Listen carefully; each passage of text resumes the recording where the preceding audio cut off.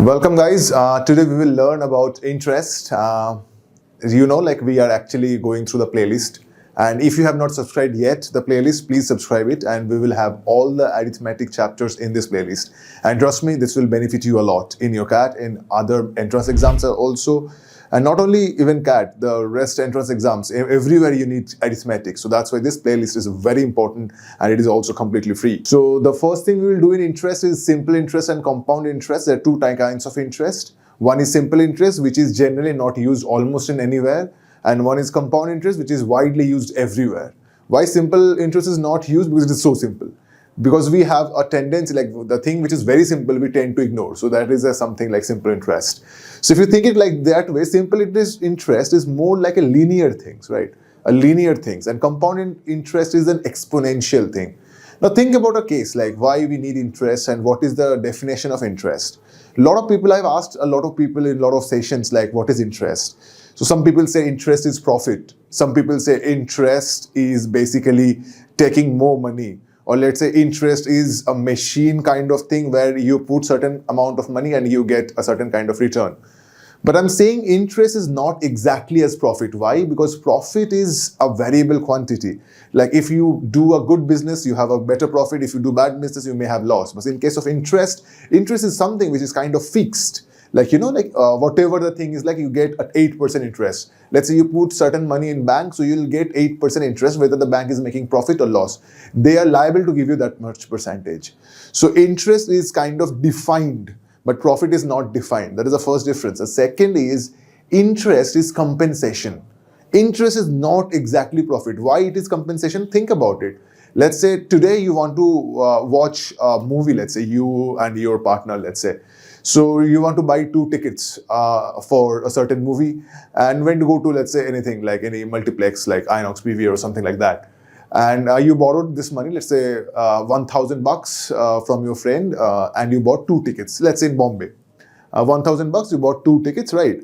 Now you want to repay your friend after 3 years, and now you are going to repay him $1,000. Now the problem might happen after 3 years, in $1,000, you may buy only 1 ticket. So you can understand, like when you took that money from your friend, you bought 2 tickets. Now when you repay that money to your friend, he can buy only 1 ticket. So it is basically the worth of money is basically losing. So it means like for a certain amount of money, you can get less amount of products or services. So that means the money is losing its value. So it's like the devalued currency. So this happens for multiple of reasons. It can be like your inflation. Let's say the inflation is 5-6%. Let's say today you can buy, let's say in 1 kg rice in 100 rupees. In next year you can buy the same rice in 106 rupees. That means the rupee is basically being devalued. So when the rupee is being devalued, you need to substantially compensate this particular amount. Let's say I am giving you $1,000 to buy 2 tickets. Now when you return me that amount, I want by that amount to buy again 2 tickets. Just for a very simple example. It's not always this simple. So let's say in 2,000 rupees, now I can buy that 2 tickets. So I will take 2,000 rupees from you. So this increment of 1,000, this is basically, we are taking it as an interest. Like, for the time being, the rupee is being devalued and all of these things happened, and by that same money, by that same 2,000 rupees, you can buy the same kind of product what you can buy, what you could buy in 1,000 rupees 3 years ago. So this is the basic things which is happening. So interest is basically compensation. So money is like the rupee or like the dollar, let's say they are losing values, and your interest is being compensated, and your interest compensates that the losing value of the currency. You understand me, right? But there are a lot of reasons, like inflation is there. You can see some countries have very less inflation. They have very less devaluation also. It depends on the country to country. It's a very economics thing. So we are not going exactly why the rupee is being devalued, why the inflation happens. All of these things we are not going into deep. But just to make you understand, interest is nothing but the compensating value. So it is basically being compensated. So the worth you are losing by keeping that money, you are being compensated by this interest. So that's why the interest is being given to you. So please do not think interest as profit. It can never be the profit. Because profit is like, if a bank is willing to make profit, Do you understand? So he has to take an interest at a certain higher rate, which is more than compensation. But the definition, the concept of interest is not coming from that. Now, if you using this concept of interest to make a business, that is a different, that's a banking business. Like let's say like your rupee will be devalued by 10%, but you charge a 17% interest. So this 7% extra is basically your profit. So that is a something different thing. But the concept of interest is coming from compensating the devaluation of currency. That is a compensation game.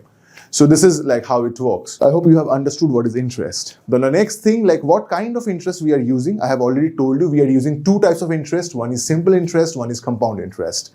Now simple interest, as the name suggests, it's very simple. Like it's directly like it's direct. It's what do you mean by direct?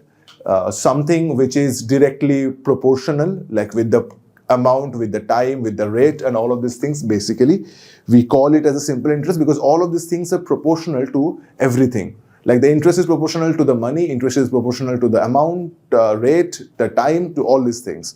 So when this is proportional, this is generally a linear thing. So like what is simple interest? Simple interest is that we are going to discuss. What is simple interest? Simple interest is nothing but like the SI is directly proportional to principal amount, PA. PA is the principal amount, or we can write it as P. SI is directly proportional to the rate. SI is directly proportional to the time. So what does it mean? That means if amount becomes double, the interest becomes double. If the rate becomes double, the interest becomes double. If the time becomes double, the interest becomes double. I hope you are understanding what I'm trying to say. So this is like the direct relation of simple interest with principal amount, rate, and time. So from this thing, we can write simple interest is nothing but PTR upon 100. So PTR upon 100 is P is principal amount, T is time, and R is rate. So I can say P is principal amount, T is time, and R is rate. So this is basically nothing but simple interest. Now in case of simple interest, it's very easy to understand. Let's say you have invested 100 rupees, right? And your interest rate is 10. So in 1 year, what is your earning? That is 10 rupees only, right? Why 10 rupees? Because if you do PTR upon 100, so what is P? P is 100, that is P. What is T? 1 year, so that is time. What is rate? That is 10 and upon 100. So this is basically 10. So your interest becomes 10. So I can say in 100 rupees at 10% rate, in 1 year, the interest amount is only 10. That is obviously because that's the 10% interest rate. Percent is in 100 and rate is in 1 year generally. Sometimes we can calculate interest in half yearly also. We will discuss it in compound interest, not in simple interest. So I'll give you one more example also. Let's think about this thing. So think about your principal amount and the interest. And here, the principal amount, interest here. So if let's say the principal amount is 200 and let's say the rate is 10, right? So in 200, so in the first year, your interest will be 20. Because what is 10% of 200? It is 20. Again, second year, your principal amount will be 200 only. So the second year, it is again 20. So in 2 years, it will be 40 obviously. So in third year, the principal is 200 only. There is no change in principal. This is third year. It is again 20. So total is how much? 60. So that's how it basically increases. Now, if you just want to do this thing by using the formula also, you can get the same thing. What is the formula? PTR upon 100. So what is P? 200.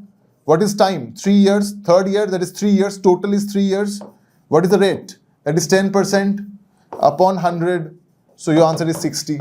And see, this is also 60. So that's why it is so linear. So you can solve a simple interest question by using ratio proportion also, right? Now, if I say in case of 200, if the amount is 800, then what is the interest in 3 years? Now 200 I know that is 60. Now 800 is 4 times 200. So this 60 will be 4 times, that is 60 into 4. So what is 60 into 4? Your answer is 240. Do you understand? So if I said like in 200 rupees in 3 years, my interest is 60. So for 800 rupees, it will be just 4 times because 800 is 4 times 200. Your interest will be 4 times of 60. That is 60 into 4, that is 240. So that is how we generally do all these things. I hope I made these things clear to you, right? Now, the next thing that is also very important, which we are going to learn here, like the next important thing. So let's begin for the next one. Now, simple interest is obviously SI. That is principal is sum P that I have already discussed. So simple interest is PRT or PTR upon 100. Now, the amount after this, let's say 1 year or 2 years, whatever it is, it's P into 1 plus RT upon 100. That is the amount, which is basically principal amount plus interest. That is principal amount plus interest is your amount. Clear? Now, if principal amount plus interest is there, this one, principal amount plus interest, is basically your new amount what you are getting. New amount what you are getting after getting the interest. Right? So similarly, this is one example is also there. I have given you like one, that principal amount is 10,000. So SI for nth year is obviously 1,000. Total SI is also 1,000 and the amount becomes 11,000. Similarly, if it is 2 years, so this is 1 year is 1,000, total SI is 2,000 and this is 12,000. This is the same thing I have given you the example in the previous slide as well. So you can just see this exactly same thing happened. So for 3 years, it will be total SI will be 3,000 and the amount will become 13,000. So this is how, and if your SI is given, you can find rate. Rate is SI into 100 upon PT. You can find T, you can find P. All of these things coming from this straight formula, that is SI equals to PTR upon 100. So from this you can find R, you can find P, you can find T. So these are 4 variables are there. If only any 3 variables are given, you can find the 4th variable. And this is how we can find it. So it's very simple, like the very simple terminology is what we have used here. Nothing more serious. So the major important thing you need to understand, like the concept of simple interest. In case of simple interest, if it is increasing, what we do, like if the year is like in 1 year it is 30, 2 year it will be 60. In 1 year it is 40, 4 year it will be 160. So this kind of things generally happen. Let's say the rate is 10%, your interest is 20. Your rate is 20%, your interest will be 40. So it is directly proportional. So it is directly proportional with everything. So we can use the proportionality to solve the SI questions very fast, and we will discuss those questions right now. The sum of rupees 3,000 is lent for 5 years at 5% per annum. The SI and the amount are what? Take care. So it is given a sum is 3,000 lent for 5 years and 5% per annum. The SI and the amount are what? So how to find the SI? The formula for SI is P TR upon 100. The similar question. What is P? That is 3,000. What is time? That is 5 years. What is rate? That is 5 upon 100. So 00 gets cancelled out. So 2575, that is 750. So 750 is like the SI. If 750 is SI, what is the amount now? Amount now is 3,000 plus 750, which is 3750. And hence your answer is rupees 750 and 3750. And this is how you can solve this type of question. I hope you have understood this question. Next is, in what time a sum of money will triple itself at SI 20% per annum? Now, sum of money will triple itself. Think about it. Let's say the principal amount is P and it will become how much? Triple itself, 3P. So the principal amount was P and it has become 3P. So it is P to 3P. Principal amount was P and it became thrice, so it became 3P. So P to 3P, what is your SI then? Your SI is nothing but 2P. Because 3P minus P is your SI. Why this P becomes 3P? Because you got a 2P SI amount. Am I clear? So I know SI is same as PTR upon 100. Now what is SI? SI is 2P. And what is P? P is P. Time I need to find and rate is 20. Clear? So what is your answer? Your answer, P and P gets cancelled out. So T is basically 100 into 2 upon 20. So your answer is 10 years. So in 10 years, the amount will become thrice of the amount. Am I clear? The amount will become thrice of the amount. There is another way you can solve this type of question. Remember, it's very important. There is another way you can solve this question. And what is the other way you can solve this question?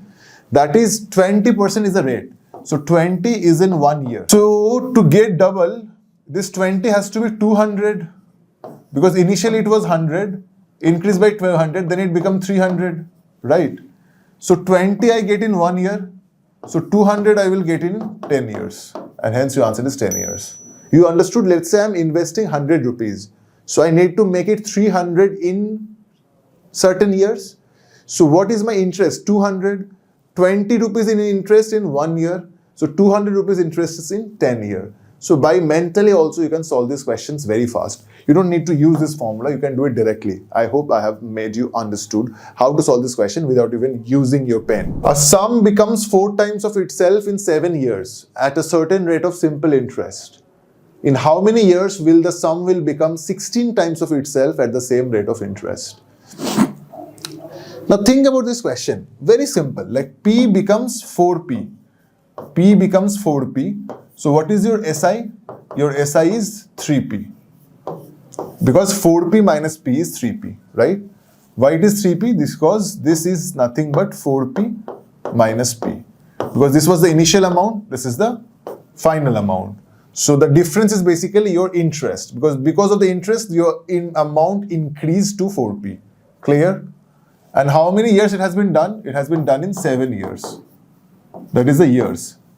7 years it has been done. Right?